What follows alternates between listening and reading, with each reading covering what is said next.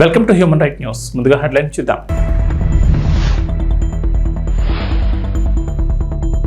నేడు తెలంగాణ బడ్జెట్, పలు శాఖలకు అధిక కేటాయింపులు.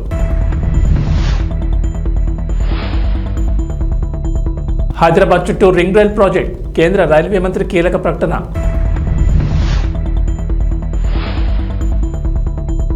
ఏపీలో మందుబాబులకు శుభవార్త, కీలక ప్రకటన చేసిన ప్రభుత్వం.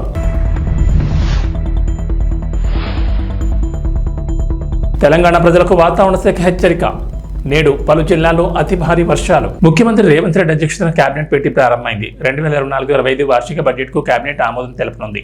అంతకుముందు డిప్యూటీ సీఎం ఆర్థిక మంత్రి బట్టి విక్రమార్క, ఛాంబర్లో మంత్రులు కోమటిరెడ్డి వెంకటరెడ్డి, పొంగులేటి శ్రీనివాసరెడ్డి, ఉత్తమ్ కుమార్ రెడ్డి, పొన్నం ప్రభాకర్, కొండా సురేఖ సమావేశమయ్యారు. బట్టిని కలిసిన చీఫ్ సెక్రటరీ శాంతికుమారి బడ్జెట్ ప్రవేశపెడుతున్నందుకు అభినందనలు తెలిపారు. ప్రజాభవన్ నుంచి డిప్యూటీ సీఎం ఆర్థిక మంత్రి భట్టి విక్రమార్క అసెంబ్లీకి బయలుదేరి వెళ్లారు. సీఎం రేవంత్ అధ్యక్షతన జరిగే కేబినెట్ సమావేశంలో బట్టి పాల్గొనున్నారు. అసెంబ్లీ కమిటీ హాల్లో జరగనున్న కేబినెట్ భేటీలో 2024-25 వార్షిక సంవత్సరాల బడ్జెట్ కు కేబినెట్ ఆమోదం తెలపనుంది. తెలంగాణ ప్రభుత్వం అసెంబ్లీలో బడ్జెట్ను ప్రవేశపెట్టనుంది. 2024-25 ఆర్థిక సంవత్సరానికి గాను ఈ పద్దును ప్రవేశపెట్టనున్నారు. ఉదయం 9 గంటలకు ముఖ్యమంత్రి రేవంత్ రెడ్డి అధ్యక్షతన జరిగే కేబినెట్ సమావేశంలో బడ్జెట్ ఆమోదం పొందుతుంది. ఆ తర్వాత డిప్యూటీ సీఎం ఆర్థిక మంత్రి భట్టి విక్రమార్క మధ్యాహ్నం 12 గంటలకు శాసనసభలో పూర్తి స్థాయి పద్దును ప్రవేశపెడతారు. హైదరాబాద్ చుట్టూ రింగ్ రైల్ ప్రాజెక్టు నిర్మించేందుకు కసరత్తు జరుగుతున్న సంగతి తెలిసిందే. ప్రస్తుతం ఉన్న ఔటర్ రింగ్ రోడ్డుకు 40 కిలోమీటర్ల దూరం నుంచి రీజనల్ రింగ్ రోడ్ నిర్మిస్తుండగా దానికి సమాంతరంగా రింగ్ రైల్ ప్రాజెక్టు నిర్మించే ప్లాన్ చేస్తున్నారు. ఈ ప్రాజెక్టు నిర్మాణంపై కేంద్ర రైల్వే శాఖ మంత్రి అశ్విని వైష్ణవ్ కీలక ప్రకటన చేశారు. రింగ్ రైల్ ప్రాజెక్టు నిర్మాణంపై కసరత్తు చేస్తున్నామని చెప్పారు. త్వరలో ఈ ప్రాజెక్టుకు సంబంధించిన పూర్తి వివరాలు వెల్లడిస్తామన్నారు. మంగళవారం కేంద్ర బడ్జెట్ను ప్రవేశపెట్టగా రైల్వే బడ్జెట్లో కేటాయింపుల వివరాలను మంత్రి అశ్విని వైష్ణవ్ వెల్లడించారు. రైల్వే బడ్జెట్లో తెలంగాణకు మొత్తం 5,336 కోట్లు కేటాయించినట్లు తెలిపారు. ప్రస్తుతం తెలంగాణలో రాష్ట్రంలోని వివిధ ప్రాంతాల్లో 32,946 కోట్ల విలువైన ప్రాజెక్టుల పనులు కొనసాగుతున్నాయని వెల్లడించారు. రాష్ట్రంలో ఇప్పటి వరకు ట్రైన్ నెట్వర్క్ విద్యుదీకరణ 100% పూర్తయిందన్నారు. ఎన్డీఏ అధికారంలోకి వచ్చిన తర్వాత గత 10 ఏళ్లలో 437 కొత్త ఫ్లైఓవర్లు, అండర్ పాస్లు నిర్మించినట్లు చెప్పారు. అసెంబ్లీలో ముఖ్యమంత్రి నారా చంద్రబాబు నాయుడు కీలక ప్రకటన చేశారు. వైఎస్ఆర్సీపీ హయాంలో జరిగిన మద్యం కుంభకోణంపై శ్వేతపత్రం విడుదల చేశారు. కీలక అంశాలను ప్రస్తావించారు. మద్యం విధానం స్థానంలో కొత్త మద్యం బార్ల విధానాన్ని తీసుకొస్తామని, నిపుణుల కమిటీ లేదా కేబినెట్ సబ్ కమిటీతో మద్యం విధానంపై అధ్యయనం చేయిస్తామన్నారు. ఈ ఎక్సైజ్ పాలసీని అత్యుత్తమ ఆచరణలతో ఉండేలా దీన్ని రూపొందిస్తామని, మద్యం ధరలను సమీక్షించి పేదలకు అందుబాటు ధరలో నాణ్యమైన మద్యం లభించేలా చూస్తామని చెప్పుకొచ్చారు. రాష్ట్రంలో ఎక్సైజ్ శాఖను పునర్వ్యవస్థీకరిస్తామని, వారిపై ఒకే విభాగం పర్యవేక్షించుతామని సీఎం తెలిపారు. ఈ రాష్ట్రానికి ఎంత ద్రోహం చేశారో, ఎంత అన్యాయం జరిగిందో ప్రతి ఒక్కరికి అర్థమవుతుంది. ఈరోజు మనందరం కూడా రాష్ట్రంలో ఎన్డీఏ గెలిచిన తర్వాత అఖండ విజయం, ఒక హిస్టారికల్ విక్టరీ వచ్చింది. కేంద్రంలో నిన్న బడ్జెట్లో ప్రత్యేకంగా పెట్టి మనకు డబ్బులు ఇస్తే మనం ఆనందపడ్డాం, ధన్యవాదాలు తెలియజేశాం. అదే సమయంలో ఈ రాష్ట్రంలో జరిగినటువంటి దోపిడీ మనం ప్రజలకు చెప్పి ప్రజల్లో కూడా చైతన్యం చేయాల్సిన బాధ్యత మనందరిపైన ఉందని చెప్పి నేను తెలియజేస్తున్నాను. ఈ పాయింట్లో 1 by 1 నేను ఒకసారి ఎక్స్ప్లెయిన్ చేస్తాను. మీరు కూడా ఫాలో కావాల్సిందిగా, ప్రజలందరూ కూడా ఆలోచించాల్సిందిగా వారికి కూడా విజ్ఞప్తి చేస్తున్నా. నెక్స్ట్, ఆ రోజు చెప్పిన మొదటి పాయింట్ ప్రామిస్ చేయడంలో మద్యపాన నిషేధం పెడతాం. దానిపైన లిక్కర్ అవుట్లెట్స్ గ్రాడ్యువల్గా తగ్గించేస్తాం. 5 స్టార్ హోటల్కే పరిమితం చేస్తాం. అది ప్రామిస్ చేశారు. దానిపైన షాపులు 4,380 షాపుల్ని 2,934 చేసి, మళ్ళీ దాన్ని ఇంక్రీజ్ చేసి 3,392గా పెంచారు. దాని పేరు ఏపీటీడీసీ టూరిజం పేరుతో ఒక 458 షాపులు ఇచ్చారు. బార్లు 2019లో ఎన్ని ఉన్నాయో 840 ఉంటే ఆ 840 అట్లనే పెట్టే పరిస్థితికి వచ్చారు. ఇక్కడ మీరు చూస్తే పేరు మద్యపాన నిషేధం, కమిట్మెంట్ లేదు. అదే మరిగా ఇంటెన్షన్ మాత్రం డిఫరెంట్ ఇంటెన్షన్ పెట్టుకున్నారు. పబ్లిక్ పాలసీ చేసేటప్పుడు ప్రజాహితం కోసం చేస్తాం, అక్కడ మొత్తం మ్యానిపులేషన్కి, పర్సనల్ గెయిన్కి దోహదం చేసే విధంగా పబ్లిక్ పాలసీ చేసే పరిస్థితికి వచ్చారు. ఇల్ ప్లాన్డ్, ఇంబ్యాలెన్స్డ్ పాలసీ, టోటల్ గా ఫెయిల్యూర్ అయ్యే పరిస్థితికి వచ్చారు. అడుగు అడుగునా తప్పులు చేశారు. దానివల్ల నేరాలు పెరిగాయి, బ్లాక్ మార్కెటింగ్ పెరిగింది, బూట్ లెగ్గింగ్ వచ్చింది. మొత్తం ప్రజల ఆరోగ్యంతో కూడా చెలగాటమాడే పరిస్థితికి వచ్చారు. నెక్స్ట్, ఇక్కడ మీరు చూసినప్పుడు అనేక మీటింగుల్లో చూసాం, మాట్లాడితే ధరలు పెంచుకుంటూ పోతే ఆటోమేటిక్గా తాగే వాళ్ళు తగ్గుతూ వస్తారు. దానివల్ల రాష్ట్రం బాగుపడిపోతుంది. ఇదే కుర్చీలో ఆ ఉపన్యాసాలు అందరూ విన్నారు, మీరు కూడా విన్నారు, బయట విన్నారు. క్వాలిటీ ఆఫ్ లైఫ్ పెరిగిపోతుందని చెప్పారు. అయితే జరిగింది మీరు చూస్తే 75% పెంచారు. 1-2% 75% పెంచారు. ఎక్కడ ప్రాపర్ అనాలిసిస్ లేదు, మైండ్ అప్లికేషన్ చేసే పరిస్థితి లేదు. ఎందుకంటే దొంగ పని చేయాలంటే ఏమైనా చేస్తారు, పట్టుకోలేని పరిస్థితి ఉన్నప్పుడు విచ్చలబిడతనం కూడా వస్తుంది. అదే జరిగింది.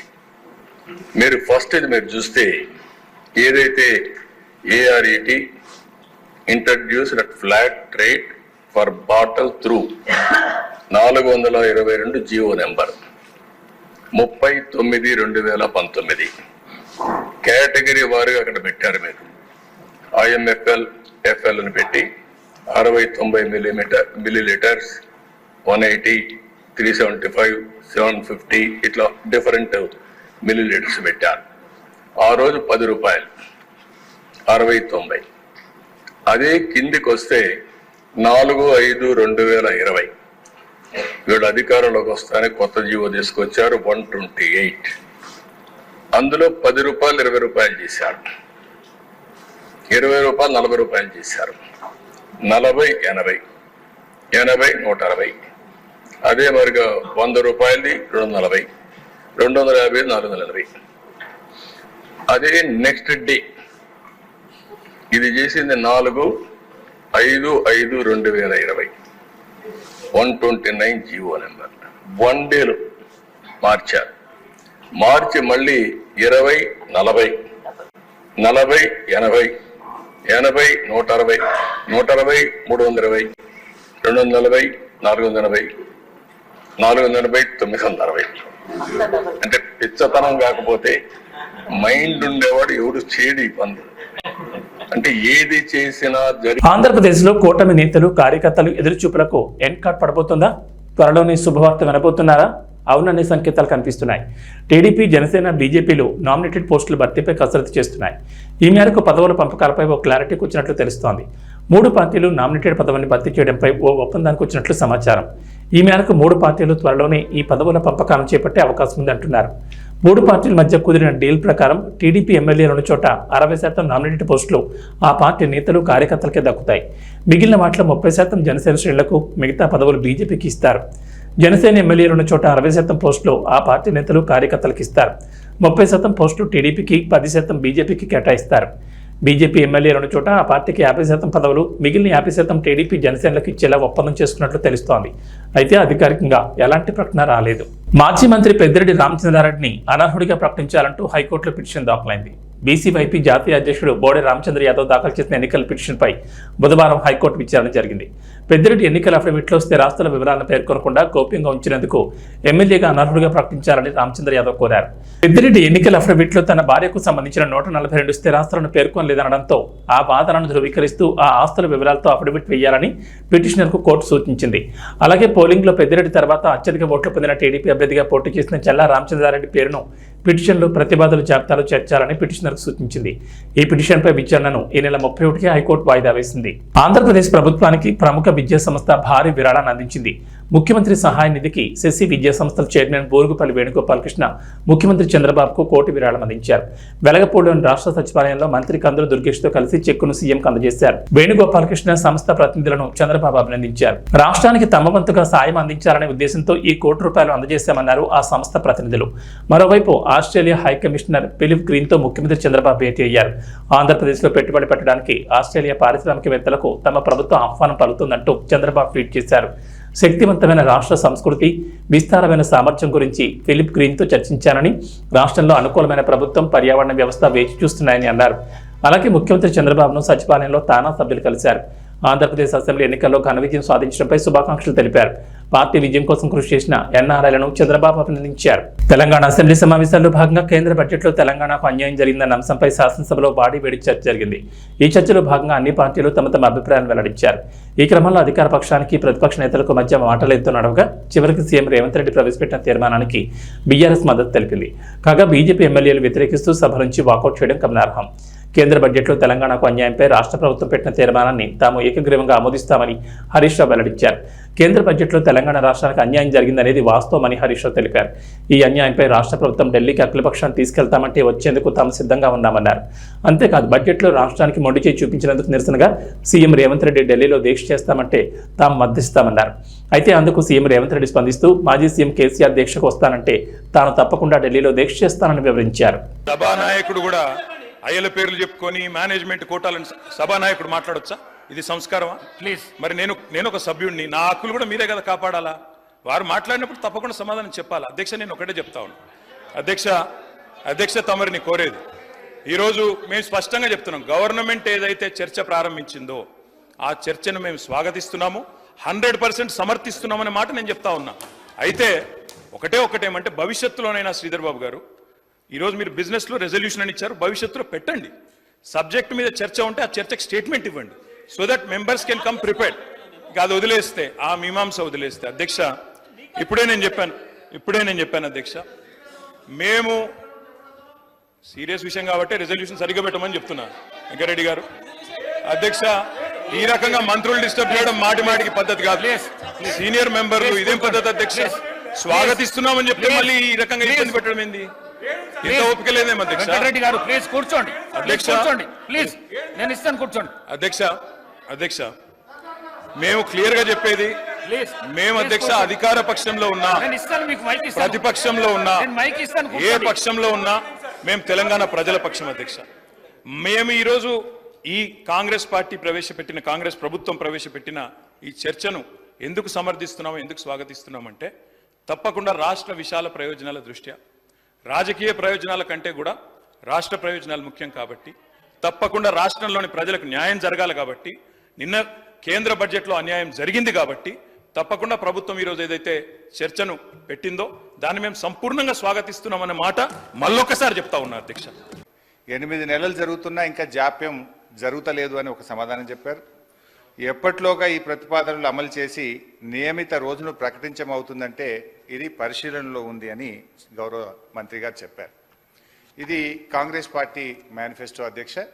ఈ మేనిఫెస్టోలో page number 28 item number 14 TSRTC సిబ్బంది సంక్షేమం. ఆర్టీసీ కార్మికులను ప్రభుత్వ విలీన ప్రక్రియ పూర్తి చేసి 2 PRCల బకాయిలను వెంటనే చెల్లిస్తాం. వెంటనే అంటే 8 నెలలు సమయం సరిపోదా అధ్యక్ష? నంబర్ 1. నంబర్ 2, వచ్చే PRC పరిధిలోకి టీఎస్ఆర్టీసీ కార్మికులను చేరుస్తాం. నంబర్ 3, రాష్ట్ర ప్రభుత్వ ఉద్యోగులతో సమానంగా అన్ని వసతులు సదుపాయాలు కల్పిస్తాం. నంబర్ 4, ఆర్టీసీ బస్సులను ఆధునీకరించి విస్తరిస్తాం. అధునాతనమైన సౌకర్యాలతో కొత్త సర్వీసులను ప్రారంభిస్తాం. Number 6 and last, RTC union పునరుద్ధరణకు అనుమతి ఇస్తాం. అదేవిధంగా అధ్యక్ష, ఎందుకంటే ఇవన్నీ అధ్యక్ష గతంలో, ఇవాళ మేము మా ప్రభుత్వం ఉన్నప్పుడు ఆర్టీసీ కార్మికులకు, ప్రభుత్వ ఉద్యోగులకు 43% ఫిట్మెంట్ ఇస్తే ఆర్టీసీ కార్మికులకు 44% ఫిట్మెంట్ ఇచ్చాం. గత తెలుగుదేశం ప్రభుత్వంలో కార్మికులకు కేవలం బడ్జెట్లో 100 కోట్లు పెట్టారు. కాంగ్రెస్ ప్రభుత్వం 200 కోట్లు పెట్టింది. కానీ మా ప్రభుత్వం 1000 కోట్లు, 1500 కోట్లు, 1500 కోట్లు బడ్జెట్లో పెట్టి ఆర్టీసీ సంస్థను మేము కాపాడాం. సార్, గౌరవ సీనియర్ శాసన సభ్యులు హరీష్ రావు గారికి తెలిసి కారణాలు ఏమిటి? దెన్ లాస్ట్ క్వశ్చన్ అధ్యక్ష, మనకు కార్మికులకు సంబంధించి మోటార్ ట్రాన్స్పోర్ట్ యాక్ట్ ఉంటుంది. డ్రైవర్లు కానీ కండక్టర్లు కానీ 8 గంటల కంటే ఎక్కువ పని చేయకూడదని ఉంటుంది. ఇందులో మహిళా కండక్టర్లు కూడా ఉన్నారు. కానీ వాళ్ళని 16 గంటలు 18 గంటలు పని చేయించడం వల్ల పని ఒత్తిడికి లోనై దాదాపు కొన్ని వందల సంఖ్యలో కార్మికులు చనిపోతున్నమాట వాస్తవమా? మహాలక్ష్మి పథకం వచ్చిన తర్వాత ఓవర్లోడ్ కావడం ద్వారా పని గంటల భారం పెరిగి దానికి సరిపడా మీరు డ్రైవర్లను కండక్టర్లను నియామక చేయకపోవడం వల్ల ఒక్కొక్కరు 16 గంటలు 18 గంటలు పనిచేసి కార్మికులు ఇబ్బంది పడుతున్న విషయం ప్రభుత్వం దృష్టికి వచ్చిందా? దానికి అనుగుణంగా కండక్టర్ల డ్రైవర్ల నియామకం ఎప్పట్లోగా చేస్తారు.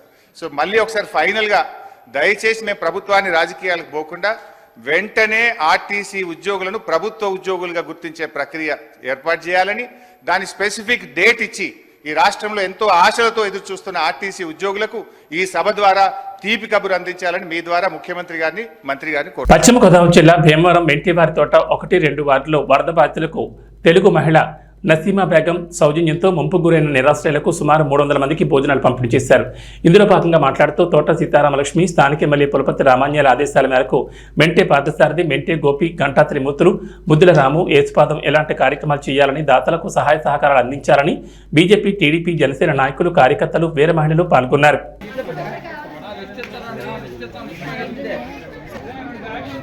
పిచ్చయ్య గారు, హోటల్ పిచ్చయ్య గారు 10 రూపాయలు టిఫిన్ పిచ్చయ్య గారు అంటే ఎవరికైనా వ్యవహారంలో తెల్లనోళ్ళు ఉండరు. ఆయన సౌజన్యంతో రేపు ఇవ్వడం జరుగుతుంది. దీనికి స్పందించి ఇంకా ఇతరులు కూడా ఇటువంటి కార్యక్రమాలు చేయాలని కోరుతూ తెలుగుదేశం కార్యకర్త అన్ని కూటమికి కారణంగా మెండూరు తోటలో లోతట్టు ప్రాంతంలో వర్షం వెళ్ళిపోయింది. ఎమ్మెల్యే గారు రావడం చూడడం జరిగింది. అలాగే జనసేన పార్టీ, అలాగే తెలుగుదేశం పార్టీ నాయకులు రావడం జరిగింది. అక్కడ ఉండిపోయి సారు వెంటనే సమస్యని పరిష్కరించాలని చెప్పి మహిళలందరూ వచ్చి అక్కడ గోడ కట్టి ఇవ్వాలని చెప్పి అడిగారు. ఎమ్మెల్యే గారు సమస్య పరిష్కరిస్తానమ్మా అన్నారు. ఎందుకంటే అక్కడ వర్షం వచ్చినప్పుడల్లా నీళ్ళు నిండిపోయి పిల్లలు కూడా చనిపోవడం జరిగింది. అలాగే ఎమ్మెల్యే గారు కూడా మోటార్ పెట్టి తోయించడం జరిగింది. ఇలాంటి సమస్య మళ్ళీ రాకుండా ప్రభుత్వం మళ్ళీ సమస్య నాకు పరిష్కరించాలని చెప్పి అలాగే దాతలు ముందుకొచ్చి ఈ వార్డులో అన్నదానం కానీ అలాగే ఆర్థిక సహాయం కానీ చేయాలి. మెంటేవర్ తోటలో ఇప్పుడు వర్షాకాలంలో నీరు రావటం చాలా ప్రాబ్లంగా ఉంటుంది ప్రజలకి. కానీ ఎమ్మెల్యే గారు కూటమి ప్రభుత్వం వచ్చిన తర్వాత ఎమ్మెల్యే గారు వచ్చి ప్రజల సమస్యలన్నీ తెలుసుకొని ఇలా ఉందమ్మా అని అన్నారు. అలా తెలుసుకొని వెళ్ళారు. అలాగే ఏంటంటే ఇప్పుడు దాతలందరూ ముందుకొచ్చి ప్రతి ఒక్కరు కూడాను వారం రోజుల నుంచి ఏదో అన్న సాయం చేస్తున్నారు. ప్రతి ఒక్కరు కూడా తోసినంత మట్టుకు. కానీ మెండూరు తోటలో 2వ వార్డులో ముంపు ప్రాంతాలకు గురైన వరద ముంపు ప్రాంతాలకు గురైన వాళ్ళందరికీ దాదాపు 300 నుంచి 400 మందికి నసీమా గారు, షబీనా గారు వాళ్ళ సారథ్యంలో వాళ్ళందరికీ పలావ్ పొట్లాలు పంచిపెట్టడం జరిగింది. ఇలాంటి కార్యక్రమాలు తెలుగుదేశం పార్టీ తప్ప ఇంకే పార్టీ చేయలేదు. కరోనాలో సైతం తెలుగుదేశం మేము సైతం అని ప్రతి ఒక్కరు కూడా సైనికుల్లా ఎంతమంది పనిచేశారు. అలాగే ఈ ముంపు ప్రాంతాల నుంచి ఇప్పటివరకు దగ్గర వారం రోజుల నుంచి ప్రతిరోజు ఏదో ఒక వార్డులో అన్నదానాలు చేస్తూనే ఉన్నారు. ఇలాంటి పార్టీ, ఆ పార్టీలో మేము కార్యకర్తలుగా ఉండడం మా అదృష్టంగా భావిస్తున్నాం. ఈ ప్రోగ్రాంకి మాకు సహకరించిన బాబులు గారికి కృతజ్ఞతలు. ఈ కార్యక్రమాలు ఇంకా దగ్గర ఇంకో 10 రోజుల దాకా జరుగుతాయండి. ముంపు ప్రాంతాలకు గురైన వాళ్ళు ప్రతి ఒక్కరికి ఎంతో కొంత మా తరఫున తెలుగుదేశం పార్టీ తరఫున వాళ్ళకి సహాయశక్తులు, వాళ్ళకి సహకారాలు అందిస్తానికి మేమందరం కృషి చేస్తాం. అల్లు అర్జున్ బ్రదర్ శిరీష్ హీరోగా తెరకెక్కిన బడ్డీ చిత్రం ఈ నెల 26న ప్రేక్షకుల ముందుకు రాబోతోంది. టెడ్డీ బేర్ కాన్సెప్ట్ తో యాక్షన్ డ్రామాగా ఈ సినిమా తీశారు. గాయత్రి భరద్వాజ్ హీరోయిన్ గా నటించిన ఈ చిత్రాన్ని అల్లు శిరీష్ జోరుగా ప్రమోట్ చేస్తున్నారు.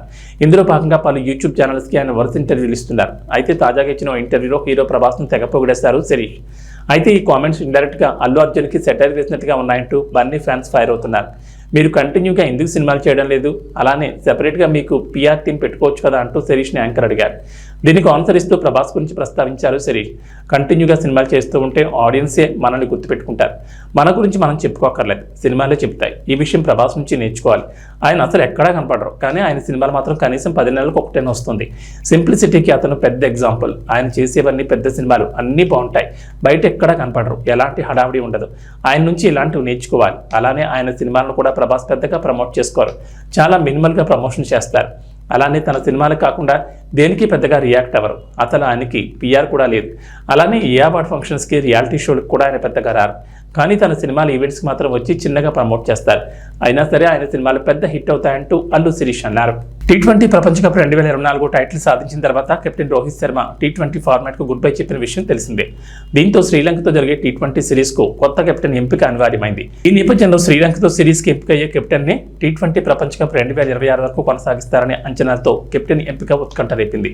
అయితే T20 ప్రపంచ కప్ 2024కు రోహిత్ శర్మకు డిప్యూటీగా ఉన్న హార్దిక్ పాండ్యాని భారత T20 జట్టు తదుపరి కెప్టెన్ అని అంతా భావించారు. కానీ అనూహ్యంగా భారత సెలక్షన్ కమిటీ సూర్యకుమార్ యాదవ్ను కెప్టెన్గా ఎంపిక చేసింది. దీంతో హార్దిక్ పాండ్యాకు అన్యాయం జరిగిందనే ఆరోపణలు వచ్చాయి.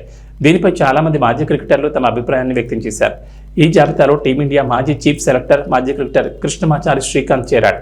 శ్రీలంకతో T20లకు కెప్టెన్గా హార్దిక్ పాండ్యాను తొలగించడంపై అతను ఆగ్రహం వ్యక్తం చేశాడు. ఇందుకు టీమిండియా యాజమాన్యం ఇచ్చిన వివరణ సరిగా లేదని అసంతృప్తిని వ్యక్తం చేశాడు. పాండ్యా ఫిట్నెస్ కారణంగా అతన్ని ఎంపిక చేయలేదని చీఫ్ సెలెక్టర్ అజిత్ అగర్కర్ ఇచ్చిన వివరణ సరిగా లేదని చెప్పుకొచ్చారు. ఇక వాతావరణ విషయానికి వస్తే తెలంగాణలో గత వారం రోజులుగా ఎడతెరిపి లేకుండా వర్షాలు కురుస్తున్నాయి. కొన్ని జిల్లాల్లో భారీ వర్షాలు, మరికొన్ని జిల్లాల్లో ముసురు వానలు పడుతున్నాయి. దీంతో రాష్ట్రంలోని వాగులు వంకలు పొంగి పొర్లుతున్నాయి. జలాశయాలు నిండుకుండలా మారాయి.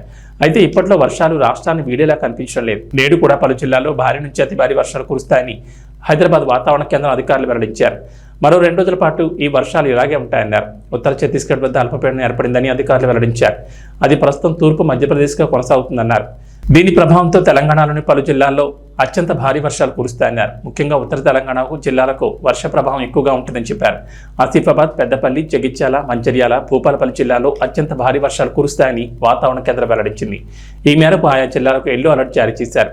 నిర్మల్, నిజామాబాద్, కరీంనగర్, కామారెడ్డి, ములుగు, వరంగల్, హనుమకొండ, జనగాం జిల్లాలో ఓ మోస్తరు వర్షాలు కురిసే ఛాన్స్ ఉందని పేర్కొన్నారు. వర్షంతో పాటు ఉరుములు, మెరుపులు, కొన్ని చోట్ల పిడుగులు పడే ఛాన్స్ ఉన్నట్లు అధికారులు వెల్లడించారు. ప్రజలు అప్రమత్తంగా ఉండాలని, అవసరమైతేనే బయటకు రావాలని సూచిస్తున్నారు. ఏబీ బులెటిన్ విశేషాలు. నమస్కారం.